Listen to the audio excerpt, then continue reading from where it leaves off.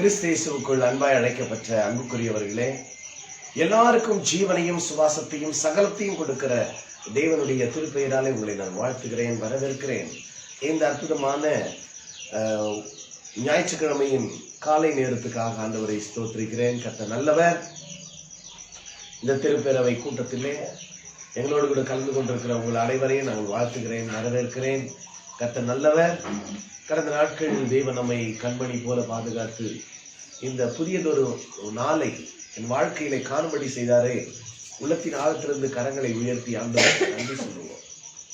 எத்தனையோ பேர் மரித்து போகிற நாட்கள், எத்தனையோ பேருக்கு கிடைக்காத ஸ்லாக்கியம், தேவனுடைய கிருபைகள், தேவனுடைய பிரசன்னம் இந்த நாளில வெளிப்பட அவருக்கு நன்றியுள்ள இருதயத்தோடு கூட தேவனை நோக்கி பார்ப்போமா?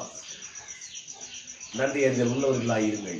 தெய்வ சமாதானம் உங்கள் இருதயங்களை ஆளும். இதற்கென்றே ஒரே சரீரமாக நாம் அழைக்கப்பட்டிருக்கிறோம். அவரை தொழுது கொள்கிறவர்கள் ஆவியோடு உண்மையோடு தொழுது கொள்ள வேண்டும். ஒரு உண்மை தன்மை, ஏதோ கடமைக்காக அல்ல. உண்மையாகவே தேவன் எனக்குள்ளே இருக்கிறார், தேவனுடைய ஆலயமாக நான் இருக்கிறேன், கடவுளை மகிமைப்படுத்துகிற தேவன் சம்பாதித்த சுயரத்தத்தால் சம்பாதித்த திருச்சபையாக நான் இருக்கிறேன். சர்வ சங்கமாகிய திருச்சபையில் அங்கத்தினர்களாக இருக்கிற நாம் ஒவ்வொருவரும் ஆண்டவரை நாம் நோக்கி பார்ப்போம். ஜெபிக்கலாமா? ஜெபிப்போம். ஸ்தோத்திரம் ஸ்தோத்திரம் ஸ்தோத்திரம். அதிகமா நேசிக்கும் நல்ல தகப்பனே, அப்பா நிறையான காலை வேலைக்காக தாவே இந்த நாளிலும் கூட தாவே வார்த்தையினால் எங்களோடு வெளிப்படும்படியா நாங்கள் ஜெபிக்கிறோம். அப்ப யாரெல்லாம் தாகத்தோடு இருக்கிறார்களோ தேவரீர் வார்த்தையை கொண்டு தாவே பேசும்படியா நாங்கள் ஜெபிக்கிறோம். தாவே அப்பா சிறியவர் முதல் பெரியவர்கள் வரை ஆண்டவர் கர்த்தாவை உள்ள திரைகளை ஆராய்ந்து பார்க்கிறவர், கர்த்தாவை என்ன நோக்கத்தோடு அமர்ந்திருக்கிறார்களோ கர்த்தாவை எல்லாவற்றையும் இந்த நாளில நிறைவேற்றும்படியா நாங்கள் ஜெபிக்கிறோம். கர்த்தாவே ஆண்டவரே ஒவ்வொரு நாளும் எங்களுக்கு சுக பலன் ஜீவன் அனைத்தையும் கொடுத்து அப்பா பிதாவே என்று கூப்பிடக்கூடிய புத்திரசிகளை கொடுத்ததற்காக உங்களுக்கு நன்றி செலுத்துகிறாங்க. கர்த்தாவே ஆண்டவரே ஒவ்வொன்றையும் ஆண்டவரே கர்த்தால் பகுதி பகுதியா என் தேவன் ஒவ்வொன்றையும் நீர் ஆசீர்வதித்து தருவீராக. ஆண்டவரே நீங்க பேசுங்க, நாங்க கேட்கிறோம். இயேசுவின் நாமத்திலே ஜெபிக்கிறோம் நல்ல பிதாவே, ஆமென் ஆமென். கர்த்தர் நல்லவர். இந்த நாளிலும் ஆண்டவருக்கு நன்றி சொல்லி ஒரு பாடலை நாம் பாடி தேவநாமத்தை நாம் மையப்படுத்தலாம். தேசமே பயப்படாது, தேசமே பயப்படாதே, மகிழ்ந்து கலிகூறு. மகிழ்ச்சி தாங்க கடவுள் இந்த உலகத்துல கொடுக்க வந்தார். இதோ எல்லா ஜனத்துக்கும் மிகுந்த சந்தோஷத்தை உண்டாக்கும் நற்செய்தி ஆண்டவராக இயேசு கிறிஸ்து பிறந்தது. மகிழ்ச்சி இல்லைன்னா அங்கே தேவன் இல்லை என்று பொருள். தேவன் எங்க இருக்கிறாரோ அங்க மகிழ்ச்சி உண்டு, ஆனந்தம் உண்டு, துதிகீர சத்தம் உண்டு. ஆகவே நாம் ஆண்டவரை துதித்து நாம் ஒரு பாடலை பாடுவோம். தேசமே பயப்படாதே, மகிழ்ந்து களி கூறு. தேசமே பயப்படாதே, மகிழ்ந்து களி கூறு. சேனையின் கர்த்தர் நம் நடுவில் பெரிய காரியம் செய்கிறாரே. சேனையின் கர்த்தர் நம் நடுவில் பெரிய காரியம் செய்கின்றாரே. தேசமே பயப்படாதே, மகிழ்ந்து களி கூறு. பலத்தினாலும் அல்லவே, பராக்கிரமம் அல்லவே. ஆமென் சொல்லுங்க. ஆமென். அல்லவே, பராக்கிரமம் அல்லவே, ஆவியினாலே ஆகும் என்று ஆண்டவர் வாக்கு அருளினாரே. சகையனால் ஆமென். ஆகும் என்று ஆண்டவர் வாக்கு அருளினாரே. தேசமே பயப்படாதே, மகிழ்ந்து களி கூறு. தாய் மறந்தாலும் மறவாமல் உள்ள கையில் வரைந்தீரே. ஆமென். தாய் மறந்தாலும் மறவாமல் உள்ள கையில் வரைந்தாரே. வலக்கரத்தாலே தாங்கி உண்மை சகாயம் செய்து உயர்த்திடுவாரே. கரபிடித்து நடத்துகிறாரே. தாங்கி உண்மை சகாயம் செய்து நடத்திடுவார். தேசமே பயப்பட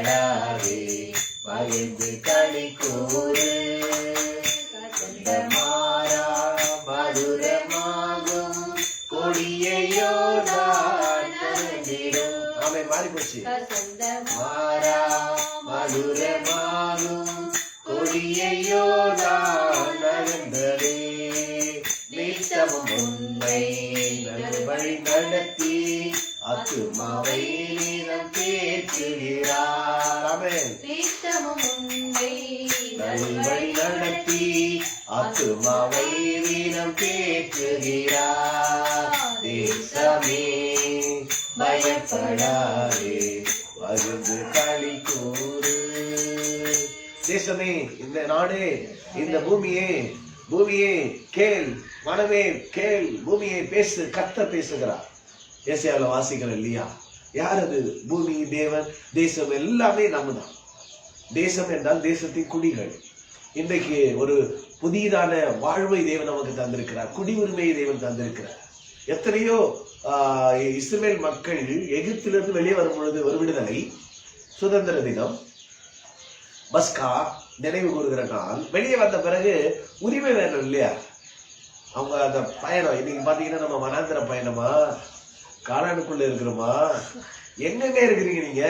ஆகவே தேவன் சம்பாதித்த அந்த இன்ப கானானை அடைவதற்கு முன்னதாக இந்த வாழ்க்கை பயணத்திலே ஓடிக்கொண்டிருக்கிற நாம் விசுவாசத்திலே இன்னொரு சரணத்தை பாடி கிறிஸ்து இயேசு சிந்தையில் நிலைத்து நாம் என்றும் ஜீவிப்போம். அப்பதானே கிடைக்குங்க. இல்லைன்னா சொந்த சிந்தையில வாழ்ந்தீங்கன்னா வாழ்க்கையே நல்லா இருக்காது.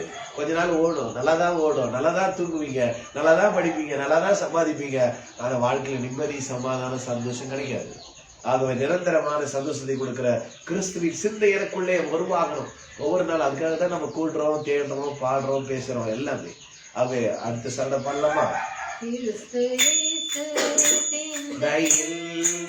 நிலைத்து என்றும் ஜீவிப்பா. சொல்லுங்க. அவன் கிறிஸ்து இயேசு சிந்தையில் நிலைத்து என்றும் ஜீவிப்பாய்.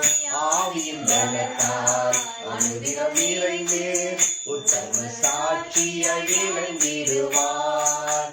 ஆவியின் பலத்தால் அனுதினம் நிறைந்து உத்தம சாட்சியாய் விளங்கிடுவார். தேசமே பயப்படாதே மகிழ்ந்து களி கூறு. கர்த்தர் நல்லவர். நாம் எப்பொழுதும் சொல்லி வருகிற ஜபத்தை நாம் எல்லாரும் சேர்ந்து சொல்லுவோமா? என்னுடைய கர்த்தராக இருக்கிற இயேசு கிறிஸ்துவின் தேவன மகிமையின் பிதாவானவரே, உண்மை நாங்கள் அறிந்து கொள்வதற்கான ஞானத்தையும் தெளிவளிக்கிற ஆவி எங்களுக்கு தந்திரல வேண்டும் என்றும், நீர் எங்களை அழைத்ததினாலே எங்களுக்கு உண்டாயிருக்கிற நம்பிக்கை இல்லதென்றும், பரிசுத்தவானிடத்திலே உமக்கு உண்டாயிருக்கிற சுதந்திரத்தினுடைய மகிமையின் ஐஸ்வர்யம் இல்லதென்றும், கிறிஸ்துவை மரித்தோடு எழுப்பி அவரிடத்தில் நடப்பித்த பலத்த சத்துவத்தின் வல்லமையின்படியே விசுவாசிக்கிறவர்களாகிய எங்களிடத்தில் காண்பிக்கும் வல்லமையின் மகா மேன்மையான மகத்துவம் உள்ளதென்று நாங்கள் அறியும்படிக்கு நீர் எங்களுக்கு பிரகாசம் உள்ள மரக்கண்களை கொடுக்க வேண்டும் என்று வேண்டிக் கொள்கிறோம்.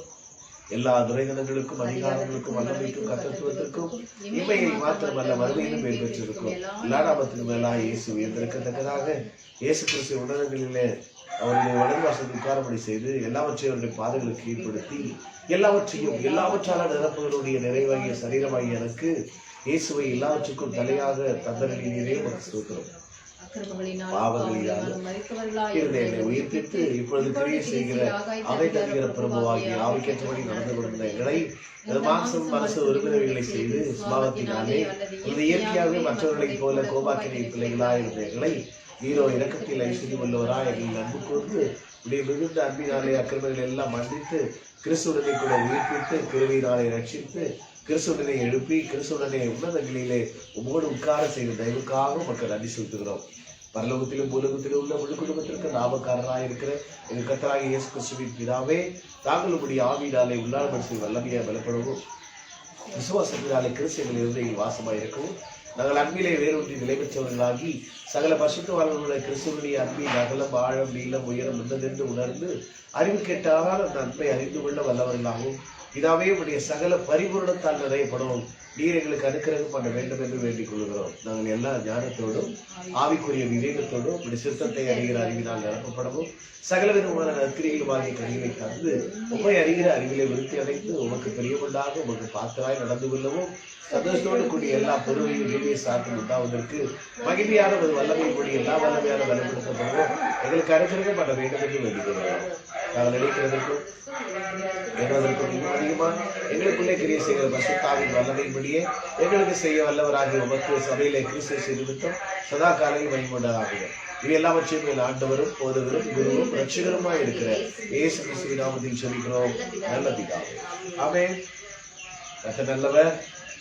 இந்த அற்புதமான நாளிலே உங்கள் அனைவரையும் குடியரசு நாளிலே மகிழ்ச்சியோடு உங்களை வரவேற்பதிலே மகிழ்ச்சி கொள்கிறோம். இந்த 25ஆம் வருஷம் 25 நாட்களை கடந்து ஒரு புதிய யுகத்திலே ஒரு புதிய உரிமையிலே இன்றைக்கு நினைக்கும்படியாய் எத்தனை ஆண்டுகளுக்கு முன்பாக தேவன் நம்முடைய தேசத்திற்கு தந்திருக்கிற சுதந்திரங்களுக்காக குடியுரிமைகளுக்காக நன்றி சொல்லுவோம். இந்த நல்ல நாளிலே வேத நமக்கு என்ன உரிமைகளை கொடுக்கிறது என்பதை நாம் பார்க்க போகிறோம். கர்த்தர் நல்லவர். இந்த நாளில் நம்ம மத்தியிலே கர்த்தருடைய வார்த்தையை பகிர்ந்து கொள்கிற அனைவரையும் நான் வாழ்த்தி வரவேற்கிறேன். Bless you all. ஒவ்வொருவரும் கவனிங்கள், சிந்தியுங்கள், வாழ்க்கையில் அநேகருக்கு சாட்சியை வாழுங்கள். இப்போது நாம் கர்த்தருடைய வார்த்தை. கர்த்தருடைய பரிசுத்த நாமத்துக்கு மகிமை உண்டாவதாக. உங்கள் அனைவரும் இயேசு கிறிஸ்துவின் நாமத்தினால் உங்களை வாழ்த்தி வரவேற்கிறோம். இந்த சுதந்திர நாள் இத்தனை ஆண்டுகளுக்கு முன்பாக எல்லாவற்றிலும் நமக்கு சுதந்திரம், நம்ம குடியரசு நமக்கு கொடுத்து விட்டார். குடி உரிமை நமக்குள் இருக்கும் தாளந்தை கூட வெளிப்படுத்தக்கூடிய கிருபைகளை தேவன் நமக்குள் வைத்திருக்கிறார். நாம் அந்த திறமையாய் எல்லாவற்றையும் நடத்தி கொண்டு வருகிறோம். இருந்தாலும் நாம் சில காரியங்களை நாம் புதைத்து வைத்து விடுகிறோம். அதை வெளிக்கொண்டு வராதபடி நமக்குள் இருக்கும் திறமையை நாம் வெளிப்படுத்த வேண்டும். அதை புதைத்து வைக்கக்கூடாது. ஒருவேளை எனக்கு தாளந்து இல்லை என்று சொல்வோமானால் நாம் என்ன பண்றோம்? பொய் சொல்லி கொண்டு இருக்கிறோம் என்று அர்த்தம். ஆகையினால தேவன் கொடுத்திருக்கிற எல்லா ஆசீர்வாதங்களையும் பெற்றுக்கொண்டு இன்னும் நமக்குள்ள இருக்கிற என்னென்ன திறமைகள், என்னென்ன தாளந்துகள் நமக்குள் இருக்கிறது என்று இந்த நாளை சிந்தித்து வரப்போகிற நாட்களிலே எல்லாவற்றையும் வெளிப்படுத்தி நம்ம ஆசீர்வாதங்களை பெற்றுக்கொள்ளும். யாத்திராகும் 18:21 வாசிக்கிறோம். திறமையுள்ள மனிதரை தெரிந்து கொண்டு அவர்களை 1000 பேருக்கு அதிபதிகளாகவும் 100 பேருக்கு அதிபதிகளாகவும் ஏற்படுத்தினார். நம்முடைய முயற்சி வளர்ச்சியை கொடுக்கும், வெற்றியை கொடுக்கும். ஆகையினாலே நாம் எந்த ஒரு விஷயங்களை நாம் கற்றுக்கொள்ள வேண்டும் என்று பிரயாசப்படுகிறோமோ அந்த அளவுக்கு நாம் கற்றுக்கொள்ள வேண்டும், கற்றுக்கொள்ள ஆயத்தமாக இருக்க வேண்டும். தேவனுடைய வார்த்தையை நாம் கற்றுக்கொள்ள ஆயத்தமானால் கற்றுக்கொண்டதை பயிற்சி செய்து நம் வாழ்க்கையில இன்னும் முன்னேறி சென்று கொண்டே இருக்கலாம். எப்படி ஒரு கோடாரி இருக்கிறது, அது கூர்மையாக இருந்தால் ஷார்ப்பா இருந்தாலும் பண்ணலாம், சீக்கிரமா அதை வெட்டி வேலைகளை சுலபமாக முடித்து கொள்ளலாம்.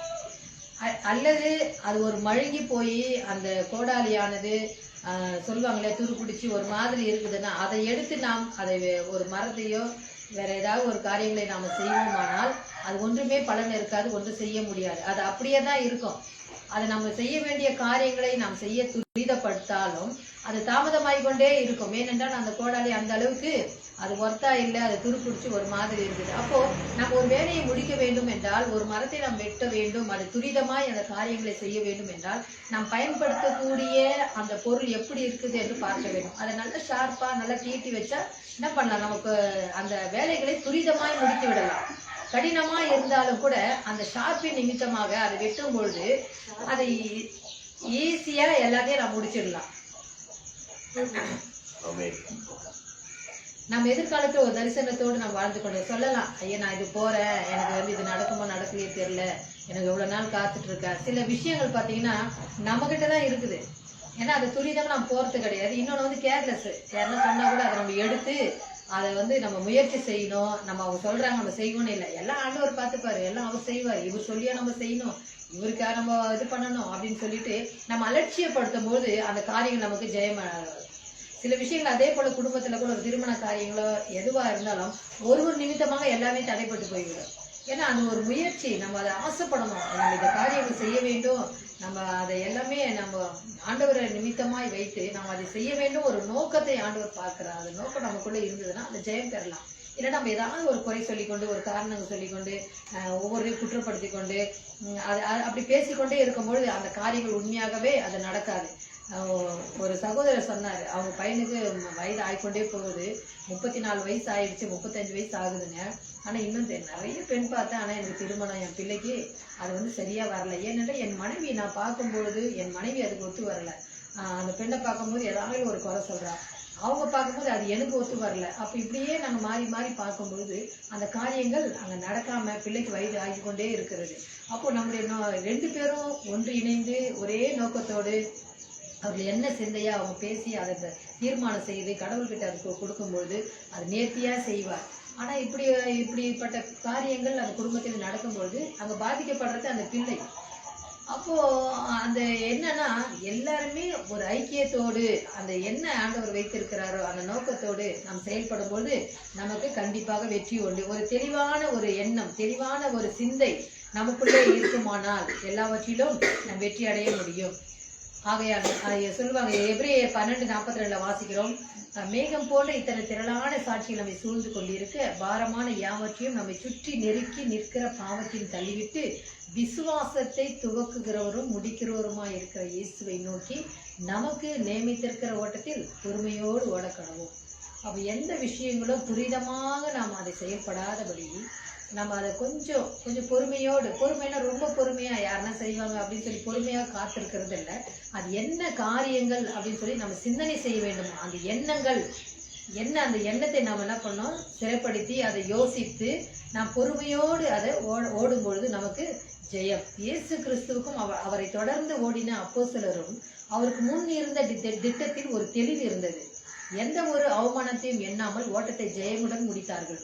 அதுபோல நம்ம வாழ்க்கையில் ஒரு திட்டம், ஒரு கோல், அதை சார்ந்து தெளிவோடு இருந்து வெற்றியை நாம் கண்டிப்பாக பெற்றுக்கொள்ள முடியும். அடுத்தது நாம் செய்யும் வேலைகளில் ஒரு நேர்மை இருக்க வேண்டும்.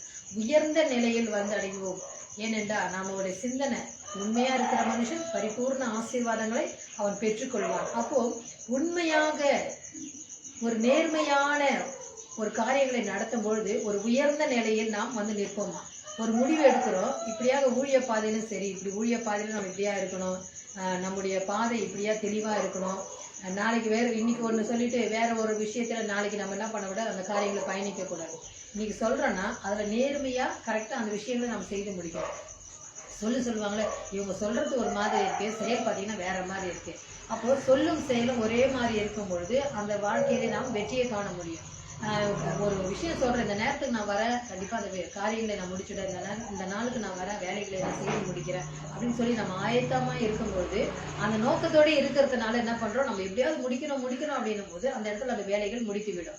அப்படி இல்லாதபடி இன்னைக்கு சொன்னாங்க, சரி பார்த்துக்கலாம், நாளைக்கு நம்ம அதை செஞ்சு முடிச்சிடலாம் அப்படின்னு தள்ளி போடும்போது தள்ளி நம்ம ஒரு காரியங்களை செய்யும் பொழுது எல்லாமே இதில் நம்ம எல்லாமே எடுத்துக்கலாம். வேலை ஸ்தலங்களும் சரி, ஒரு திருமண காரியங்களும் சரி, மற்ற விதமான படிப்பு விஷயத்திலும் சரி, படிக்கும்போது ஒரு நேரத்தை ஒதுக்கி அந்த நேரத்தில் படிக்கும்போது அதில் வெற்றி கிடைக்கும். அப்படி இல்லை, நமக்கு இந்த நேரம் இல்லை, கொஞ்சம் நேரம் தூங்கிடுவோம், நாளைக்கு காலையில் எழுந்துப்போமோ, அந்த நாளைக்கு காலையில் எப்படி இருக்கும்னு தெரியாது. அப்போ அந்த நேரத்தில் நம்ம அந்த காரியங்களை செய்ய வேண்டும் அப்படின்னு நம்ம தீர்மானிக்கும் பொழுது அது எந்த தடையா இருந்தாலும் நம்ம எண்ணங்கள் என்ன ஆகும், அந்த இடத்துல ஜெயத்தை காணும். அப்போ இல்லை, நம்ம பார்க்கலாம், அப்புறமா பார்த்துக்கலாம்னு சொல்லினே இருக்கும்போது அங்கே வந்து நமக்கு ஜெயம் பெறாது. யாக்கோப்பு 1:8 வாசிக்கிறோம் இல்லையா, இருமுன்னம் உள்ளவர்கள் தன் வழிகளில் நிலையற்றவர்களா இருக்கிறாங்க. 2 விஷயங்கள். எப்போ பார்த்தாலும் நம்ம இதை யோசிப்போம், அதுக்கப்புறம் பார்த்தா நம்ம அதை செய்யலாம், வேணாம் அது எனக்கு வந்து அது உடன்பாடு இல்லை, நான் அப்புறமா பார்த்துக்கிறோம் அப்படின்னு இல்லாதபடி ஒரே சிந்தையோடு ஒரே எண்ணத்தோடு நாம் இருந்தோமானால் நல்ல காரியங்களுக்காக நாம் என்ன பண்ணுவோம், அங்கே நிலையற்றலா இருக்க மாட்டோம், எல்லாவற்றையும் நிலையுள்ளதாய் மாற்றி அதை ஜெயத்தை காண்போம். நமக்கு தேவன் கொடுத்த தாளந்து ஒரு அர்ப்பணிப்புள்ள காரியங்களா இருக்கிறது. நம்ம வாழ்க்கையில நிறைய விஷயங்கள். போன மாதம் ஒரு 2-1.5 மாதம் ஆகுறது, ஒரு சகோதரி ரொம்ப பயத்தோடு என்ன பண்றாங்க, எங்க வீட்டுக்கு வந்தாங்க. என்னன்னு தெரியல, எனக்கு ஒரு பயமா இருக்குது, வீட்டுல யாருமே இல்லை, ஏன்னா அவங்க வீட்டுல ஒரு குழந்தை இறந்துருச்சுன்னு சொல்லி அவங்க டெத்துக்காக அவங்க எல்லாரும் கடந்து போயிட்டாங்க. இவங்க அதை கேட்கும் போது இவங்களுக்கு மனசு வேற கஷ்டமா இருக்கு. வீட்டுல யாருமே இல்லை, கணவன், அவங்க பிள்ளைகள், மருமகள்கள் எல்லாரும் அவங்களுக்கு வீட்டுல தனியா விட்டுட்டு அவங்க என்ன பண்ணாங்க, இவங்களால முடியாத சூழ்நிலை, எல்லாம் போயிட்டாங்க ஊருக்கு. போயிட்டு இவங்க என்ன நினைச்சாங்க தெரியல, ஒரு 2 ஹவர் இருந்துட்டு அவங்கள அறியாமையே அவங்க அழுதுட்டாங்க, வேகமா ஓடி வராங்க, எங்க போறதுன்னு தெரியல. சரி இவங்க கிட்ட போகலாம், நம்ம ப்ரேயர் பண்ணிக்கலாம் அப்படின்ற ஒரு எண்ணத்தோட அவங்க வராங்க. வரும்போது என்ன அப்படின்னு கேட்டா, எனக்கு என்னன்னே தெரியலம்மா, நான் வந்து இறந்துருவேன் போல அப்படின்ற மாதிரி அவங்க அப்படியே பேசுறாங்க. நான் இறந்துருவேன், எனக்கு ஒரு மாதிரி பண்ணுது, எனக்கு ஒரு பதட்டமா இருக்குது, எனக்கு கஷ்டமா இருக்குது அப்படின்னு நிற்கவே முடியல. அதுக்கப்புறமா அவங்கள உட்கார வச்சு அவங்களுக்கு கொஞ்சம் சுடு தண்ணி கொடுத்துட்டு அதுக்கப்புறம் அவங்க ப்ரேயர் பண்ணி அவங்களுக்கு ஒரு நல்ல ஒரு ஆகாரம் அவங்களுக்கு கொடுத்தேன். அதுக்கப்புறம் அவங்க தெளிவாச்சு, இப்போ எப்படி இருக்குதுன்னா கொஞ்சம் பரவாயில்லம்மா அப்படின்னாங்க. அதுக்கப்புறம் கொஞ்சமா இருந்து அவங்க வரதுக்கு ஈவினிங் ஆயிடுச்சு. எல்லாம் காலையில் 9 மணிக்கு அவங்க போனவங்க, அவங்க வீட்டில் இருக்கிறவங்க சாயந்தரம் 6 மணி மேலே ஆயிடுச்சு. அவங்க அதெல்லாம் அடக்கம் பண்ணிட்டு வந்தாங்க. அதுக்குள்ளேயும் அவங்க வீட்டில் தேடுறாங்க, எங்க அம்மா விட்டுட்டு போனோம், ஆளை காணோம் அப்படின்னு சொல்லிட்டு. அதுக்கப்புறமா சரி இங்கே தான் இருப்பாங்க எங்கள் அம்மா அப்படின்னு சொல்லிட்டு எல்லாம் இங்கே வரும்போது அவங்க இங்கே இருந்தாங்க. அப்புறமா அவங்க கூட்டிகிட்டு போயிட்டாங்க. அது வந்து காலைல ஒரு சாட்சியாக சொல்லிட்டு போனாங்க, சிஸ்டர் அன்னைக்கு வந்து நீங்கள் எனக்கு வந்து ஒரு ப்ரேயர் பண்ணி அந்த நேரத்துக்கு எனக்கு வந்து பண்ணலைன்னா நான் உண்மையாகவே நான் இருந்திருப்பேனான்னு எனக்கு தெரியல. அந்த அளவுக்கு ரொம்ப பலகீனமாகி நான் பயந்துட்டேன். நீங்கள் ஒரு தைரியத்தை சொல்லி வசனங்களை பேசி என்கிட்ட எனக்கு ஒரு தைரியத்தை கொடுத்தீங்கனால எனக்கு ஆண்டவர் ஒரு ஜீவனை கொடுக்கும்படியாக வச்சிருக்கிறாரு. ஆண்டவருக்கு தான் மகிமை எனக்கு சொல்ல சொன்னாங்க அப்படின்னு சொல்லிட்டு ஆவியானவர் எனக்கு உணர்த்தினாருன்னு காலை 5 மணிக்கெல்லாம் வந்து அவங்க சொல்லிட்டு போனாங்க. அப்போது தேவனுடைய கிருபை அவங்களை தாங்கும் வண்ணமாக அப்படியா இருக்கிறது. ஒவ்வொரு நிமிஷமும் ஒரு அர்ப்பணிப்புள்ள வாழ்க்கை நமக்குள்ள வேணும். நான் எதனா செஞ்சதுனால அவங்க எனக்கு என்ன செய்வாங்க, அவங்க எதனா கொடுப்பாங்க அப்படின்ற நோக்கம் கிடையாது. ஒரு முடியல அப்படின்னும் போது நமக்குள்ள ஒரு நேரத்தை ஒதுக்கி ஒரு அர்ப்பணிப்பு அவங்களுக்காக. இல்லை எனக்கே வேலை இருக்குதுங்க, எனக்கே நேரம் இருக்குது, நீங்க வேற அந்த நேரத்துல வந்துட்டீங்க, என்ன பண்ண தெரியல அப்படின்னு சொல்லி சரி அப்படின்னு சொல்லி இல்லாதபடி அந்த எண்ணத்தையும் அந்த சிந்தனையும் கொடுக்கறது யாரு? நம்முடைய சுய எண்ணமோ நம்முடைய சுய சிந்தையே கிடையாது. பரிசுத்த ஆவியானவர் நமக்குள்ள அப்படி ஒரு எண்ணத்தை கொடுக்கிறபடியினாலே ஒரு பொறுமை ஒரு அன்பு நம்ம கொடுக்கும் பொழுது நம்ம மற்றவர்களுக்கு அந்த அர்ப்பணிப்போடு ஒரு காரியங்களை நாம் செய்ய முடிகிறது. இப்ப அன்னை தெரசா எடுத்தா கூட அப்படிதான். அவங்க நேரத்தை செலவிட்டாங்க. யாருக்காக?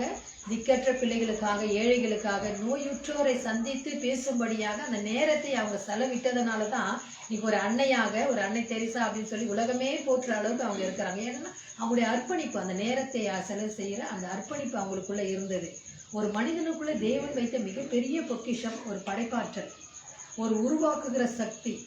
அப்போ இந்த உருவாக்குகிற சக்தி அவருக்குள்ளே இருக்கிற உருவாக்குகிற சக்தி அதை எங்க வச்சிருக்கிறாரு? மனிதனாக நம்மை படைத்து, மனுஷியாக நம்மை படைத்து நமக்குள்ளே வைத்திருக்கிற அந்த உருவாக்குற சக்தி நமக்குள்ள வைத்திருக்கிறபடினாலதான் ஒவ்வொரு பொருளையும் நம்ம செய்து கொண்டே இருக்கிறோம். சிலர் சொல்லுவாங்க எங்க அப்பாவுக்கு இருக்கிற திறமை அதை விட நான் மேலா செய்யறேன் அப்படின்னு சொல்றதும் உண்டு. சிலர் என்ன சொல்லுவாங்க, எங்க அப்பாவுக்கு இதெல்லாம் செய்யவே தெரியாது, ஆனா நான் செய்யறேன், இது அது எப்படின்னே தெரியல. அப்போ தேவன் வந்து ஒவ்வொருக்கும் ஒரு விதமான தாளந்தை தேவன் வைத்திருக்கிறார். தகப்பனிடம் இல்லாத சில தாளந்துகள் பிள்ளைகிட்ட இருக்கும். சில தகப்பனை போல சொல்லுவாங்க, தகப்பனை போல இந்த பிள்ளை இருக்கிறான் பாருங்க, அப்படியே இருக்கிறான், அப்படியே ஒரு விஷயங்கள் இருக்குது. அப்போ இது மாதிரியான உருவாக்குகிற சக்தி, ஒரு படைப்பாற்றலை தேவன் நமக்குள்ளே வைத்திருக்கிறபடினாலே நாம் எதை செய்தாமோ அதையெல்லாம் வித்தியாசமாகவே நம்மளை சுற்றி இருக்கிறவர்கள் எப்படிங்க அதை செய்றீங்க, கூட அழகா செய்யறீங்களன்னு சொல்லி பார்க்கிற அளவுக்கு நம் திறமையை நம்முடைய தாளத்தை நம்ம என்ன பண்றோம்? வெளிப்படுத்துகிறோம். தேவன் அதை தான் மகிமைப்படுத்துகிறவரா, நம்ம அப்படித்தான் தேவனை மகிமைப்படுத்துறோம். அதை தேவன் பார்த்து சந்தோஷப்படுகிறவரா இருக்கிறார். அப்ப யோசித்து சிந்தித்து அது முழுமை அடைந்த பிறகு அது என்ன ஆகுது? சில விஷயங்கள் பார்த்து செய்வோம். ஒரு நாளைக்கு ஒரு வேலையை எடுத்தா நம்மளால செய்ய முடியாது, அது ஒரு மாசம் கூட ஆகும். ஏன்னா ஒவ்வொரு சிந்தனை இப்படி வைத்தா இப்படி நல்லா இருக்கும், இப்படி உருவாக்கணும் அப்படி நல்லா இருக்கும். அது உருவாக்குகிற சிந்தனை நமக்குள்ள இருக்கிறபடினால ஒன்று உருவாக்கும் போது மற்றவர்கள் அதை பார்த்து அதிசயப்படுகிற அளவுக்கு தேவன் நமக்கு வைத்திருக்கார். இது ஒரு மிகப்பெரிய பொக்கிஷமாய் தேவன் நமக்கு கொடுத்திருக்கிறார். நம்முடைய எண்ணங்கள், யானை பார்த்தீங்கன்னா பார்க்கறதுக்கு ரொம்ப பயங்கரமான ஒரு தோற்றம், ஒரு பராக்கிரமா இருக்கும். அதை பார்த்தாலே ஓடாதவங்க யாருமே கிடையாது. அந்த அளவுக்கு யானை மிக பலம் வாய்ந்ததா இருக்குது. அந்த மரங்களை என்ன பண்ணும்? சுலபமா தன்னுடைய துதி கையால முறித்து போடும். அதை கட்டுப்படுத்துவது ரொம்ப கடினம். மதம் பிடிச்சுட்டா பாருங்க ஓடும், அது பின்னாடி எல்லாரும் பயந்து ஓடுவாங்க அதை பார்த்துட்டு பதறி போய். அது மாதிரியான சில விஷயங்கள் அந்த யானைக்கு அப்பேற்பட்ட தோற்றம் யாராலும் அடக்க முடியாது. அதை பார்த்து பயந்து போற ஒரு ஒரு எண்ணங்க அதுக்குள்ள இருக்கிறதுனால நமக்கு என்ன பண்ணோம்? அதை பார்த்து பயந்து போறோம். ஆனா எப்படி அதை ஒரு சின்ன ஒரு நூலை கட்டி அது காலில் வச்சுட்டா கூட அதை அடக்குகிற சக்தி எங்க இருக்கு? ஒரு சின்ன ஒரு இதுல இருக்குது. அப்போ சிந்தனைகள்ல நம்ம என்ன பண்றோம்? விரிவாய் நாம் அதை எண்ணி நாம் செயல்படும் போது நம்ம வாழ்க்கையில வெற்றி. அதுதான் நீதிமொழிகளை பார்க்கிறது 23:7 அவன் இருதயத்தின் நினைவு எப்படியோ அப்படியே அவன் இருக்கிறான். நம்முடைய எண்ணம் தான் நம்மை அடிமைப்படுத்தி கொண்டு இருக்கிறது. ஒரு பயம், ஒரு திகு, அவ்வளவுதான், நீ முன்னால இது இனிமே செய்ய முடியாது, நீ அவ்வளவுதான் அப்படின்னு சொல்லி எல்லாம் சொல்லும் பொழுது அவங்களுக்குள்ள ஒரு பயம் என்ன ஆகுது? அவளை ஒடுக்கி அவளை கீழே தள்ளி விடுகிறதா இருக்கிறது. ரோமர் 12:3 பார்க்கிறோம். அல்லாமலும் எனக்கு அருளப்பட்ட கிருபையினாலே நான் சொல்லுகிறதாவது, உங்களில் எவனாகிலும் தன்னை குறித்து எண்ண வேண்டியதற்கு மிஞ்சி எண்ணாமல் அவனவனுக்கு தேவன் பகிர்ந்த விசுவாசத்தின் அளவின்படியே தெளிந்த எண்ணமுள்ளவர்களாய் நீங்கள் எண்ண வேண்டும். உங்களில் எவரும் தம்மை குறித்து மட்டு மதிப்பு கொள்ளவர்களாய் அவருக்கு கடவுள் வரையறுத்து கொடுத்திருக்கிறார். அப்ப நம்பிக்கையின் அளவற்கேற்ற அது எவ்வளவு அளவு கொடுத்திருக்கிறாரோ அதுக்கு ஏற்ற ஒவ்வொருவரும் தம்மை மதிப்பு கொள்ளட்டும். தம்மை நானே மதித்து கொள்ள நம்ம திறமை நம்ம கொடுத்திருக்கிறார். ஆமா, எனக்கு கொடுத்திருக்கிற திறமை அளவில்லாம கொடுத்திருக்கிறாரு. என்னால முடியும்னா சுயத்தை சார்ந்தல்ல, தேவன் எனக்குள்ள இருக்கிறபடினால எல்லாம் என்னால சாதிக்க முடியும். நான் சாதனையாளராக மாற முடியும். நான் ஒரு கோல் இருக்கு, நான் இப்படிதான் வாழணும், எனக்கு ஆண்டவர் நியமித்து இருக்கிறாரு, எனக்கு ஏற்ற துணை இப்படி இருக்கணும், என் குடும்பம் இப்படியா இருக்க வேண்டும், என்னோட ஊழிய பாதை இப்படியா இருக்க வேண்டும், என் வேலை ஸ்தலங்களில் நான் இப்படியா நடக்க வேண்டும் அப்படின்னு சொல்லி ஒவ்வொரு எண்ணத்தை நாம் வெளியே கொண்டு வரும் பொழுது அது அளவில்லாமல் தேவன் நமக்கு ஆசீர்வதிக்கிறவராய் இருக்கிறார். நமக்குள் உண்டான உற்சாகத்தோடு பலத்தோடு தேவன் நமக்கு அநேக தாளங்களை கொடுத்திருக்கிறபடினாலே நாம் அதை வைத்து வாழ்க்கையிலே முன்னேற வேண்டும். ஆகையினாலே தேவன் நமக்கு கொடுத்த தாளந்து, எனக்கு ஒரு தாளந்து, பார்த்து கொண்டிருக்கும் உங்களுக்கும் தேவன் ஒரு தாளந்தை கொடுத்திருப்பார். அந்த தாளந்துகளை கொண்டு வைத்து நீங்கள் வாழ்க்கையில வெற்றி காண்பீர்கள், உயர்வை காண்பீர்கள். தேவ வார்த்தையை கொண்டு ஒவ்வொரு நாளும் செயல்படும் பொழுது உங்கள் வாழ்க்கையில் எல்லையில்லா மகிழ்ச்சி நீங்கள் அடைவீர்கள். ஆகையினால நீங்கள் அனைவரும் ஆசீர்வதிக்கப்பட்டவர்கள். தொடர்ந்து தேவ வார்த்தையோடு இணைந்தீர்கள். ஆமென். ஹல்லேலூயா. கர்த்தர் நல்லவர். ஒரே ஒரு சரணத்தை பாடி நாம் அடுத்த செய்திக்கு போகலாம். கிறிஸ்து இயேசு சிந்தையில் நிலைத்து ஜீவிப்பாய். கிறிஸ்து இயேசு சிந்தையில் நிலைத்து ஜீவிப்பாய். ஆவியினால் அனுதினம் நிறைந்து உத்தம சாட்சியாய் விளங்கிடுவாய். ஆவியின் பலத்தால் அனுதினம் நிறைந்து உத்தம சாட்சியாய் வளர்ந்திடுவாய். தேசமே பயப்படாதே, மகிழ்ந்து களி கூறு. கர்த்தர் நல்லவர். இந்த சுதந்திர தினம் தந்து நாம் ஒரு தீர்மானிப்போம். தேவன் நமக்கு கொடுத்திருக்கிற இந்த குடி உரிமையை என்றென்றைக்கும் மாறாமல் நிலைத்திருக்கும்படியாக 1 பேதுரு 5ஆம் அதிகாரம் 3ஆவது வசனத்தை ஞாபகம் வைத்துக் கொள்ளுங்கள். சுதந்திரத்தை கொடுத்திருக்கிற உரிமையை கொடுத்திருக்கிற தேவனுடைய உறவுகளை ஒவ்வொரு நாளும் நாம் என்ன பண்ணக்கூடாது? இருமாப்பாய் ஆளுகிறவர்களாக அல்ல, மந்தைக்கு மாதிரிகளாய் கண்காணிப்பு செய்ய வேண்டும். இன்றைக்கு என்னுடைய செயல், நடை, உடை, பாவனைகள் எல்லாம் மற்றவர்கள் பார்க்கும் பொழுது கிறிஸ்துவின் சிந்தை வெளிப்பட வேண்டும். ஏண்டா பெத்தோம், எதுக்கடா வேலை பெறணும், எதுக்கடா உலகத்துல அப்படின்ற நிலை இருக்கக்கூடாது. ஏன் இவன் இப்படி இருக்கிறான்? ஓ, கிறிஸ்து இப்படித்தானா? அடிச்சா கூட அடைப்பாரா? தப்பு செஞ்சாலும் மன்னிப்பாரா? அந்த தேவனுடைய அந்த சாயல், அவருடைய இமேஜ், அவருடைய கேரக்டர் நமக்குள்ள வைத்திருக்கிறார் தேவன். ஆகவே ஒவ்வொரு நாளும் சுதந்திரவாளிகளாக இந்த உலகத்திலே வாழ தேவன் நமக்கு தந்திருக்கிற உரிமைகளை எண்ணி ஆண்டவருக்கு நன்றி சொல்லுவோம். நம்ம எல்லாரும் அவருடைய கிறிஸ்துவுக்குள் நாம் எல்லாரும் சுதந்திரங்களாக தேவன் நம்மை தெரிந்து கொண்டார். உடன் சுதந்திரவாளிகளாக நாம் இருக்கிறோம். இந்த உரிமையை ஒவ்வொரு நாளும் நாம் நினைத்து அவரை வெளிப்படுத்துகிறவர்களாய் மாறுவோம். இன்னொரு செய்தியை நாம் கேட்கலாம். நம்ம மத்தியிலே கர்த்தருடைய வார்த்தை.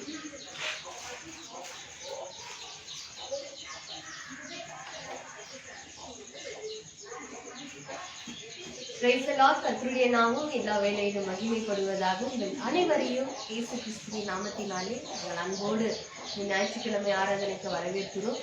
தேவன் ஒவ்வொரு நாளும் நம்முடைய வாழ்க்கையில் அவருடைய சமாதானத்தினாலும் சந்தோஷத்தினாலும் அலங்கரித்திருக்கிறார்.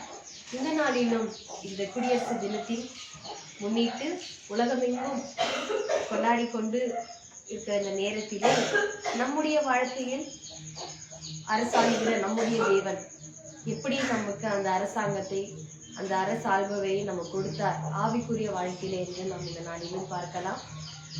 நற்செய்தி என்பதும் சுவிசேஷம் என்பதும் ஒன்றல்ல, வேறு வேறு. நல்ல செய்தியை பற்றி உரைப்பது, அதாவது இயேசு கிறிஸ்துவின் பிறப்பை பற்றி உரைப்பது நல்ல ஒரு செய்தியாக இருக்கிறது. சுவிசேஷம் என்பது அவர் நமக்காக, நம்முடைய பாவங்களுக்காக பாடுபட்டு சிலுவையில் அறையுண்டு மரித்து பின்பு 3ஆம் நாள் உயிர் தெழுந்ததே ஒரு சுவிசேஷமாக இருக்கின்றது. இதுவே நம் உலகமெங்கும் போய் சொல்ல வேண்டிய ஒரு காரியம். அப்படியாக தேவன் நமக்காக எப்படி இந்த உலகம், இந்த தேசம் குடி அரசாளுகின்ற ஒரு நாளை கொண்டாடுகின்றதோ, அதுபோல நம்முடைய வாழ்க்கையை அரசாண்டு கொண்டிருக்கிற அந்த நாள் எப்பொழுது துவங்கியது? நம்மை அரசாள்பவர் யார்? இப்பொழுது நம்மை அரசாளும் போது நம்முடைய வாழ்க்கை எப்படி இருக்கின்றது, அது எப்பொழுது நிகழ்ந்தது என்பதை நாம் இப்பொழுது பார்க்கலாம். லூக்கா 24ஆம் அதிகாரம் 46ஆம் வசனத்திலே பார்க்கும்பொழுது எழுதியிருக்கிறபடி கிறிஸ்து பாடுபடவும் 3ஆம் நாளில் மரித்தோரிலிருந்து எழுந்திருக்கவும் வேண்டியதாய் இருந்தது. இது அனைத்தும் வேத வாக்கியங்கள் நிறைவேறப்பட வேண்டியதாய் இருந்த ஒரு காரியம். அதற்கு மேலே பார்க்கும்போது மோசேயின் நியாய பிரமாணத்திலும் தீர்க்கதரிசிகளின் ஆகமங்களிலும் சங்கீதங்களிலும் என்னை குறித்து எழுதியிருக்கிறவைகள் எல்லாம் நிறைவேற வேண்டியதென்று நான் உங்களோடு இருந்தபோது உங்களுக்கு சொல்லிக் கொண்டிருந்த விஷயங்கள் இவைகளே. அப்போ தேவன் நமக்காக சொல்லிக் கொண்டிருந்த விஷயம் என்னவென்று நான் பார்க்கும்போது, கிறிஸ்து பாடுபட்டு 3ஆம் நாள் மரித்தோரிலிருந்து எழுந்திருக்கவும் வேண்டியதாய் இருந்தது. அன்றையும் மனம் திரும்புதலும் பாவ மன்னிப்பும் எருசலேம் தொடங்கி சகல தேசத்தாருக்கும் அவருடைய நாமத்தினாலே பிரசங்கிக்கப்பட வேண்டியது. மனம் திரும்புதலுக்கும் பாவ மன்னிப்பை கொடுக்கக்கூடிய முக்கியமான காரியம் என்று அப்பொழுதே நிறைவேற வேண்டிய விஷயமாக சொல்லப்பட்டது. அது என்னவென்றால், ஒரு தேசம் மட்டுமல்ல, சகல தேசத்துக்கும் போய் சொல்ல வேண்டிய ஒரு காரியம் என்னவென்றால், தேவன் நம்முடைய பாவங்களுக்காக மரித்து அடக்கம் பண்ணப்பட்டு உயிரோடு 3ஆம் நாள் உயிர் தெழுந்ததே அந்த நாளாக இருக்கின்றது. இந்த காரியத்தை நாம் பிரசங்கிக்க வேண்டும். ஏன் பிரசங்கிக்க வேண்டும் அப்படின்னா, அந்த நாளில் இருந்துதான் நம் தேவனுடைய ராஜ்யத்திற்குள்ளாக, அவருடைய அரசாங்கத்துக்குள்ளாக சென்ற நாளா இருக்கிறது. விடுதலை பெற்று அவர் நம்மை அரசாளுகிறவராய் மாற்றப்பட்டது. அது அவர் சிலுவையில் மரணம் முன்பாக வரைக்கும் நம் அனைவரும் அக்கிரமங்களினாலும் பாவங்களினாலும் மரித்து கொண்டிருந்தோம். ஆனால் எப்பொழுது அவர் சிலுவை மரணத்தினாலே அவர் மூலமாய் சிந்தப்பட்ட அந்த ரத்தம் நம் அனைவரையும் மீட்டதோ, அந்த மீட்பினாலே இப்பொழுது நாம் அனைவரும் அவருடைய அரசாங்கத்துக்குள்ளே வாழ்ந்து கொண்டிருக்கிறோம். ஆவிக்குரிய வாழ்க்கையிலே தேவன் நம்மை அரசாளுகிறவரா இருக்கிறார். எப்படி இந்த தமிழ்நாட்டிலே நம்மை அரசாள தலைவர்கள் இருக்கிறார்களோ, அதே போல நம்முடைய ஆவிக்குரிய வாழ்க்கையில் இந்த பிரபஞ்சத்தையே ஆளுகிற இறைவனானவர் நம்மை ஆளுகிறவராயிருக்கிறார், நம்மை அரசாண்டு கொண்டிருக்க. அவருடைய அரசாங்கத்துக்குள்ளே இருக்கும்பொழுது இப்ப எப்படி ஒரு அரசாங்கம் நமக்கு நிறைய காரியங்களை செய்கின்றது. நிறைய ஸ்கீம் இருக்கு, நிறைய ஃப்ரீ இலவசமான சலுகைகள் இருக்கு. அது எல்லாமே நம்ம எடுத்துக்கிறோம் இல்லையா, அது நமக்காக கொடுக்கப்பட்டது. அது போல நம் தேவன் அவருடைய இலவசமான ஆசீர்வாதங்களையும் அவருடைய பாவ மன்னிப்பாகிய அந்த மீட்பையும் இலவசமாக தன்னுடைய சொந்த குமாரனாலே அவருடைய அரசாட்சிக்குள்ளே நமக்கு ஒவ்வொரு நாளும் கொடுத்து கொண்டிருக்கிறார். இன்னைக்குதான் கிடையாது, ஒரு ஸ்பெஷல் டே தான் என்ன பண்ணுவாங்க, அதுக்கான உதவி பண்ணுவாங்க. ஆனால் ஆவிக்குரிய வாழ்க்கையில பாத்தீங்கன்னா இந்தந்த நாளும் கிடையாது. தேவன் ஒவ்வொரு நாளும் அவருடைய ஆசீர்வாதங்களினாலும் அவருடைய சந்தோஷத்தினாலும் சமாதானத்தினாலும் நம்மை நிறைத்து காக்கிறவரா இருக்கிறார். நீங்கள் இவைகளுக்கு சாட்சிகளா இருக்கிறீர்கள். இதை நாம் ஏற்றுக்கொண்டு நம்முடைய வாழ்க்கையிலே நாம் அபியாசப்படுத்தும் பொழுதுதான் நம்ம என்ன பண்ண முடியும், இந்த உலகத்திலே ஒரு சாட்சியாக நாம் வாழ முடியும். என் பிதா வாக்குத்தத்தம் பண்ணினதை இதோ நான் உங்களுக்கு அனுப்புகிறேன், நீங்களோ உன்னதத்தில் இருந்து வரும் பெலனால் தரிப்பிக்கப்படும் வரை எருசலேம் நகரத்தில் இருங்கள் என்று அப்பொழுது மக்களுக்கு சொல்லுகிறார். ஆனால் இப்பொழுதோ தேவனுடைய அந்த இலவசமான ஆசீர்வாதங்கள் அவருடைய சிலுவை மரணத்தினாலே அவருடைய அரசாட்சிக்குள்ளே நமக்கு கிடைக்கப்பட்டிருக்கிறது. இப்பொழுது நாம் அவர் கீழே இருக்கும்போது, அவருடைய கண்ட்ரோல்ல இருக்கும்போது நம்முடைய வாழ்க்கை ஒரு அற்புதமான வாழ்க்கையா இருக்கும். மற்றவர்களை குறை சொல்லுகிற வாழ்க்கை அல்ல, நல்ல காரியங்களை அவர்கள் செய்த நன்மைகளை சொல்ல வேண்டும். அதுதான் ஒரு பிரசங்கமாக இருக்கிறது, உபதேசமாக இருக்கிறது, குறைகளை அல்ல.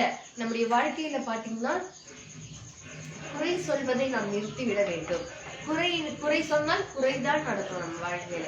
ஏன்னா ஒவ்வொருவரும் எவ்வளவோ மேல போக வேண்டிய கட்டம் இருக்கு. ஆனால் அதை நோக்கி பார்ப்பதல்ல, கீழேயே நோக்கி மற்றவங்க என்ன சொல்லுகிறான், மற்றவங்க என்ன நம்மளை பேசுறாங்கன்றதை நாம பெருசா எடுத்துக்கிறோம். மற்றவர்களுக்காக வாழ்கிற வாழ்க்கை அல்ல இது. தேவன் ஒவ்வொருவருக்கும் கொடுத்திருக்கிற ஒரு தனிப்பட்ட ஒரு வாழ்க்கை. இந்த ஒவ்வொரு தனிப்பட்ட வாழ்க்கையிலும் நாம் எப்படி இருந்திருக்கிறோம் என்பதை தான் அவர் கேட்பார். அதை நம்ம எப்படி சொல்லுவோம்? அப்போ நம்மை பார்த்து நம்ம என்ன நிறைய மாத்திக்கணும், நம்ம என்ன விஷயங்கள் செயல்படணும். மற்றவங்க வந்து நல்லா வளர்ந்துட்டாங்க என்று அவர்களை பார்த்து பொறாமைப்படுவதோ, அவர்களை கண்டு யோசித்துக் கொண்டிருப்பதோ, அவர்கள் ஒண்ணுமே செய்யல எப்படி வளர்ந்திருப்பாங்க, அதை பற்றியான காரியங்கள் அல்ல. நம்முடைய வாழ்க்கை எப்படி உயர வேண்டும் என்று நாம் ஆசைப்படுகிறோம் என்றால் அதுக்கான முயற்சிகளை நாம் எடுக்க வேண்டும். அதற்கான சிந்தனையிலே நாம் ஈடுபட வேண்டும். அதை அனைத்தும் உங்களுக்கு எளிதாக இலவசமாக எல்லா காரியங்களையும் எல்லா செய்திகளையும் உங்களுக்கு அறிவிப்பவர் உங்களுக்குள்ளே இருக்கிறார். அவர் உங்களோடு இருக்கிறார், உங்கள் மேலே இருக்கிறார்.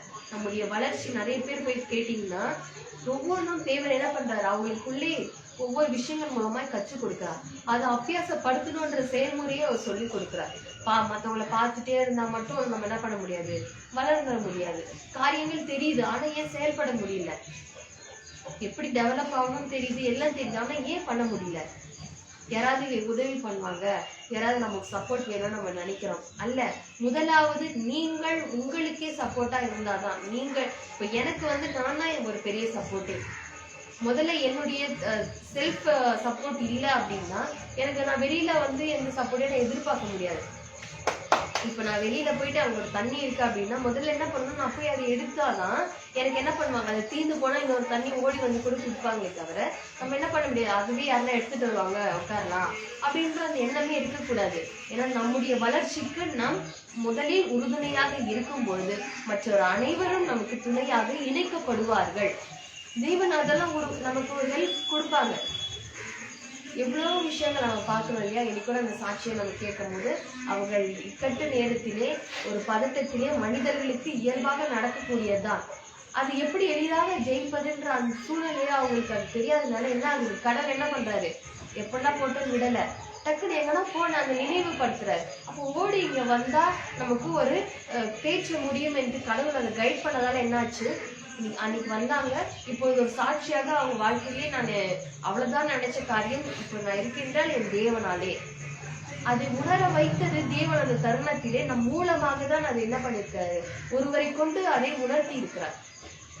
எல்லாருடைய துணையும் நமக்கு தேவை. முதலாவது அவங்க என்ன பண்ணாங்க, நம்ம இங்கேயே இருப்போம், கடவுள் யாருன்னா அனுப்புவாரு, நம்மளை காப்பாற்றுவாருன்னு அவங்க ஓடி வரும்போது என்ன நடந்தது, அவங்க விஷயம் நடந்தது. அப்போ நான் முன்னேறி எந்த காரியம்தான் நான் முன்னின்று செய்ய வேண்டும். எனக்கு தெரியல, இது எப்படி போய் டெவலப் பண்றது தெரியல, இது எப்படி போய் செய்யறது தெரியலன்னு ஒரே இடத்துல இருந்தோம்னா அதற்கான முயற்சி அவங்க இன்னும் கொஞ்சம் தள்ளி போனா நடக்கும். ஆனா நம்ம என்ன பண்ண மாட்டோம், அவங்க போகாததால இருக்கிற இடத்துல வரோம் அப்படின்னு நினைக்கும் போது அது வரமாட்டேங்குது. அப்ப நம்ம எல்லாவற்றையும் நம் தைரியத்தோடு நம்மால் சாதிக்க முடியாத எதுவும் இல்லை. ஏனென்றால் நாம் எல்லாவற்றையும் அவரால் செய்ய முடியும். அவர் நம்மோடு இருந்தால் அவரால் எல்லாம் கூடும். அவர் நம்மோடு இருக்கும்போது நம்மாலும் எல்லாம் கூடுகின்றதா இருக்கிறது. எனவே இந்த குடியரசு நாளிலே நம்மை ஆளுகிற, நம்முடைய அரசாங்கத்தை செயல்படுத்துகிற நம்முடைய ராஜாவாகிய இயேசு கிறிஸ்து நமக்கு யாரால் கொடுக்கப்பட்டார் என்றால் நம்முடைய பிதாவினால் கொடுக்கப்பட்டவரால் நமக்கு கிடைக்கப்பட்ட அந்த சுதந்திரம், கிடைக்கப்பட்ட அந்த இலவசமான ஆசீர்வாதங்கள், சொத்துக்கள், சமாதானம், சந்தோஷம், எல்லா இன்பத்தையும் தேவன் நமக்கு பரிபூர்ணமாய் கொடுத்திருக்கிறார். அதை மட்டும் உணர்ந்து அவரை மட்டும் நோக்கி பார்த்து இந்த உலகத்திலே பிரகாசிக்கிற சுடரை போல ஒளிவிட்டு சுடர உங்கள் அனைவரையும் இயேசு கிறிஸ்துவின் அன்பிற்குள்ளாக அன்போடு வரவேற்று வாழ்த்துகிறேன். நீங்கள் அனைவரும் ஆசீர்வதிக்கப்பட்டவர்கள். கர்த்தர் உங்களை ஆசீர்வதித்திருக்கிறார். God bless you all.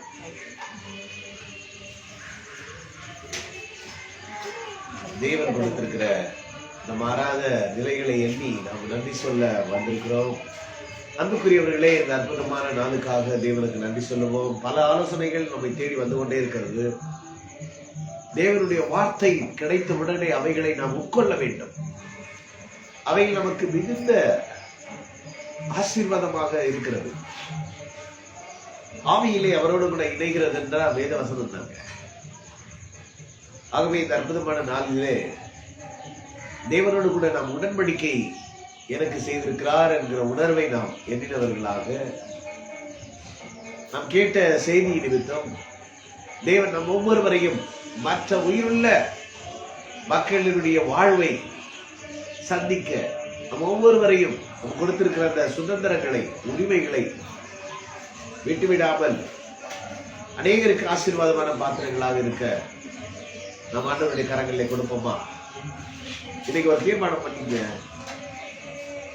எனக்கு இந்த ஆண்டிலே தீர்மானிக்க தேவன் தந்த வார்த்தை, அதை மட்டும் வாசித்து நான் உடன்படிக்கையின் கீழே கடந்து போகலாம். ரோமர் 14ஆம் அதிகாரம் 13வது வசனம். முதலாவது தேவனுடைய ராஜ்யத்தையும் அவருடைய நீதியையும். உரிமை அப்படின்னாலே ராஜ்யம், ராஜ்யம் சுதந்திரம், தேவனுடைய அரசு என்று பொருள். சுதந்திரம் முதலாவது தேவனுடைய சுதந்திரங்களாக நாம் இருக்கிறோம் என்ற முடிவு கூட இந்த வசனத்தை வாசிக்கிறேன். ரோமர் 14:13. இப்படி இருக்க நாம் இனிமேல் ஒருவரை ஒருவர் குற்றவாளிகள் என்று தீர்க்காதிருப்போமாக. ஒருவனும் தன் சகோதரன் முன்பாக தடுக்கலை இடங்களையும் போட மாட்டேன் அப்படின்னு சொல்லி தீர்மானித்துக் கொள்ளுங்கள். நிறைய டிசிஷன் எடுக்கிறோம். கிட்டத்தட்ட 25 நாட்கள் ஆகி இருக்கிறது இந்த மாதம், இந்த வருஷம் துவங்கி. நாம் தீர்மானித்திருக்கிற தீர்மானத்துல நானும் இந்த வசனத்தை சொன்ன நாள்ல இருந்து அடிக்கடி சிலர் குற்றம் சொல்ற அளவு நிகழ்வுகள் நடக்கிறதை நான் பார்க்கிறேன். அதெல்லாம் மேற்கொள்ள அடிக்கடி ஒவ்வொரு வாரமும் நான் இந்த வசனத்தை நான் உங்களுக்கு ஞாபகப்படுத்திட்டே இருப்பேன். எனக்கு ஞாபகப்படுத்துகிற ஆவியானவர் உங்கள் ஒவ்வொருவரையும் இந்த தீர்மானத்தில் நடத்துவாராக.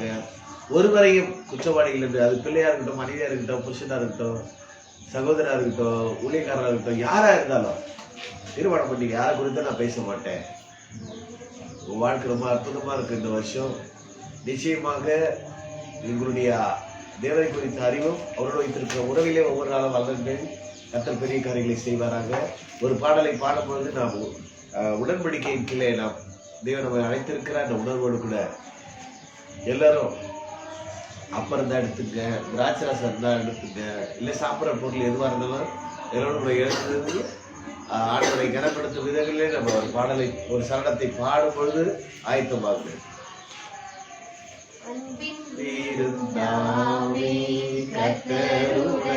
ஐக்கிய பந்தியாவே துன்பம் தூய போவே இருதய சுத்தவீரனாவே இன்பமிகும் தேவன் விருந்துக்கு ஏது தாமதமும் இல்லாதே போதே வா கர்த்தரின் பந்தியில் வா சகோதரா கர்த்தரின் பந்தியில் வா கர்த்தரின் பந்தியில் வா. எனக்கு ஒப்புவித்ததை கர்த்தரிடத்தில் பெற்றுக்கொண்டேன். எனவே கர்த்தராகிய இயேசு கிறிஸ்து காட்டிக் கொடுக்கப்பட்ட அந்த ராத்திரியில் அப்பத்தை எடுத்து ஸ்தோத்திரம் பண்ணி அதை பிட்டு சீடல் கொடுத்து, இது வாங்கி புசியுங்கள், இது உங்களுக்காக விற்கப்படுகிற என்னுடைய சரீரமாக இருக்கிறது. இது மதிப்புக்குரிய விருந்து, தேவனை நினைக்கிற ஒரு நினைவு. இதுல இது இருக்குதா அது இருக்குதா ஏதோ குறை கண்டுபிடிக்கிறத விட்டுட்டு ஆண்டவரை நினைக்கிற நினைவிலே வாழ்வோம். அவருடைய மரணத்தை நாம் தெரிவிக்கிறோம். அவருடைய எலும்புக்கும் சரீரத்துக்கும் உரியவர்களாக நாம் இருக்கிறோம். இந்த உணர்வோடு கூட அவரோட நானும் ஒன்றா இருக்கிறோம். அந்த உயிரில நம்ம தேவன் உயிர்ப்பித்தா இதுக்கு ஒரே தகுதி ஆண்டவரை ஏற்றுக்கொள்கிற ஒரு தகுதி தான். மற்றபடி எந்த விதமான தகுதி அல்ல. தகுதி இல்லாதவர்கள் பெறுகிற ஒரே தகுதியானது தேவனுடைய சரீரம், அவருடைய ரத்தம். ஆகவே எல்லாரும் இதை புசிக்க பொழுது நீங்களே எடுத்து ஆசீர்வதித்து புசிங்க, ஸ்தோத்திரம் பண்ணி புசிங்க. ஆண்டவராகிய இயேசு கிறிஸ்துவினுடைய சரீரம் உங்கள் ஆவியாத்மா சரீரங்களை நித்திய வாழ்வுக்கு காத்துக்கொள்ளும். எல்லாரும் ஸ்தோத்திரம் பண்ணி புசிக்கலாம். இந்த அபாத்திரமா சாப்பிட்டா குற்றவாளியாவோ வியாதி வரும், மரணமே வரும் அப்படின்னு 16ஆம் அதிகாரத்துல ஒன்றுக்கு ஒரு நெல் இருக்கு. அபாத்திரம்னா அறியாம சாப்பிட்டா பிரயோஜனமே கிடையாது. சாப்பிட்றது கூட ஒரு விரும்பி அவைகளை ஸ்தோத்திரம் பண்ணி நன்றி சொல்லி நீங்க சாப்பிட்டு பாருங்க, உங்க வாழ்க்கையில் ரொம்ப ஆரோக்கியமா இருப்பீங்க. ஆகவே ஆண்டவராகிய இயேசு கிறிஸ்துவினுடைய ரத்தம் ஒரு உடன்படிக்கையின் கீழே தேவன் நம்மை நடத்தி கொண்டிருக்கிறார். ரத்தத்தின் மூலமாய் ஒரு உயிர் எழுதியிருக்கிறார். எனக்கு அவருக்கும் ரத்தத்துல உடன்படிக்கை வந்திருக்கிறது. ரத்தம் கொடுத்து என்னை மீட்டார், என்ன விலை கொடுத்து வாங்கிட்டாரு. நம்ம எல்லாரும் அவருக்கு சொந்தம் இருக்கிற உணர்விலே இதை நான் குடிக்க போகிறோம். ஆண்டவராகிய இயேசு கிறிஸ்துவினுடைய ரத்தம் உங்கள் ஆவி, ஆத்மா, சரீரங்களை இதை புசிக்கும் பொழுது, இதை குடிக்கும் பொழுது நாம் அவருடைய பங்காளிகள் என்பதை நாம் அறிவிக்கிறோம், உணர்கிறோம். எல்லாம் சோதனை பண்ணி புசிக்கலாமா? ஆண்டவராகிய இயேசு கிறிஸ்துவினுடைய ரத்தம் உங்கள் ஆவி, ஆத்மா, சரீரங்களை நித்திய ஜீவனுக்கு என்று காத்துக்கொள்ளும். எல்லாரும் சோதனை பண்ணி ஆசீர்வாதம் பிளஸ் பண்ணி குடிங்க.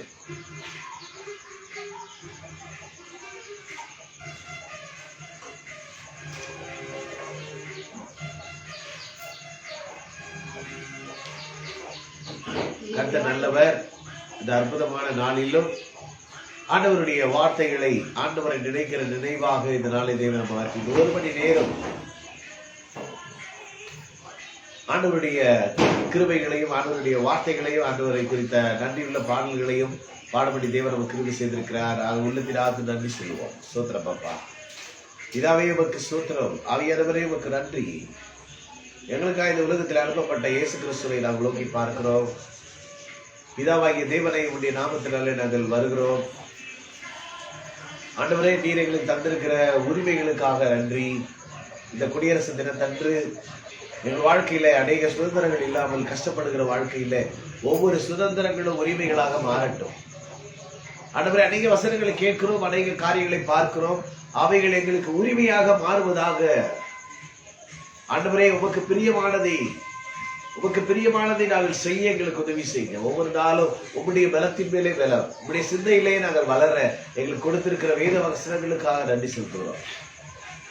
இதனாலும் நாங்கள் ஆண்டவரே குறைந்தவர்களாக, ஆண்டவரே 10,000 தெய்வத்தூதர்களோடு உம்மை ஆராதிக்க, உமக்குடைய வார்த்தைகளை தியானிக்க இந்த அற்புதமான நேரத்தை எங்களுக்கு ஆசீர்வாதமாக மாற்றி கொடுத்த தயவுக்காக உமக்கு நன்றி சொல்லுகிறோம். தேவரே, சகலத்தையும் உம்மாலே நடக்கிறது என்பதை நாங்கள் உணர்கிறோம். நீர் எல்லாவற்றையும் சீர்படுத்தி, ஸ்திரப்படுத்தி, பலப்படுத்தி ஒவ்வொரு நாளும் எங்கள் வாழ்க்கையிலே ஒரு முயற்சி, ஆண்டவரே, அவைகளை நாங்கள் பயிற்சியாக செய்து, அவைகளை நாங்கள் தொடர்ச்சியாக செய்து எங்கள் வாழ்க்கையிலே ஒரு வளர்ச்சியை நாங்கள் பெற்றுக்கொள்ள இயேசு கிறிஸ்துவின் நாமத்தில் ஒவ்வொருவரும் மனதார நாங்கள் ஆசீர்வதிக்கணும். வாழ்ந்திருக்கட்டும், நன்றாயிருக்கட்டும், உரிமைகளை அனுபவிப்பார்களாக. மற்றவர்கள் உரிமையை நாங்கள் அபகரித்துக் கொள்ளாதபடி ஆண்டவரை விசுவாசத்தில் பகிர்ந்து கொடுக்கிற அளவிலே நாங்களும் மற்றவர்களுக்கு பகிர்ந்து கொடுக்கிறவர்களாய் மாற்றுங்க. அனைவரையும் இந்த கரங்களை அர்ப்பணிக்கிறோம். ஒருவேளை தேவைகளோடும் ஆண்டவரே காரியங்களோடு கூட இருப்பார்களால் தேவன் தாமே ஒவ்வொருவரும் நிறைவுள்ள சம்பூர்ணமான பரிபூர்ணமான தேவன், நாங்கள் அனுபவிக்கிறதற்கு சகலவித நன்மைகளை எங்களுக்கு பகிர்ந்து கொடுக்கிற ஜீவனுள்ள தேவனை நாங்கள் நம்பி இருக்கிறோம். அப்படிப்பட்ட நம்பிக்கை ஒவ்வொருவருக்குள்ளும் இருக்கிறதுனாலே அவர்கள் எல்லாரும் அதை அனுபவிப்பார்களாக, பெற்றுக்கொள்வார்களாக என்று பேசுகிறேன். சுகம், பலன், ஆரோக்கியம் ஒவ்வொருவரையும் ஆளுகை செய்யட்டும். நிச்சயமாக காலங்கள் நேரங்கள் அனைத்தையும் பொறுப்பெடுத்துக் கொள்ளுங்க, ஆளுகை செய்யுங்க. இயேசு கிறிஸ்துவின் நாமத்தில் ஜெபித்தோம். எங்கள் ஜெபங்களை கேட்டு நல்ல பிதாவே, ஆமென். நம்முடைய கர்த்தரா இருக்கிற இயேசு கிறிஸ்துவினுடைய கிருபையும் பிதாவாகிய தேவனுடைய அன்பும் பரிசுத்த ஆவியாருடைய ஐக்கியமும் இந்த வித சதாகாரங்களிலும் நம் அனைவருக்குள்ளும் பெருகுவதாக. எல்லாரும் ஆண்டவரை ஸ்தோத்திரிப்போம்.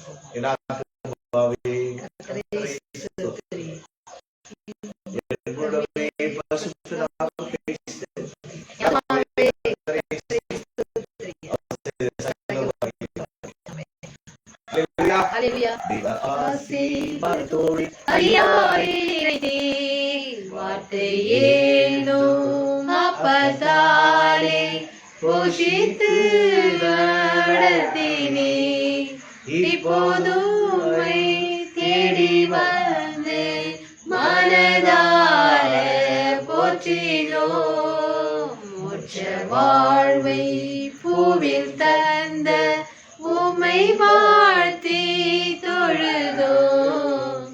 ஆமென். அல்லேலூயா. கர்த்தர் நல்லவர். தொடர்ந்து இதனால சந்தோஷமா மகிழ்ச்சியான தேவனை கொண்டாடி மகிழ்கிற ஒரு நாளாக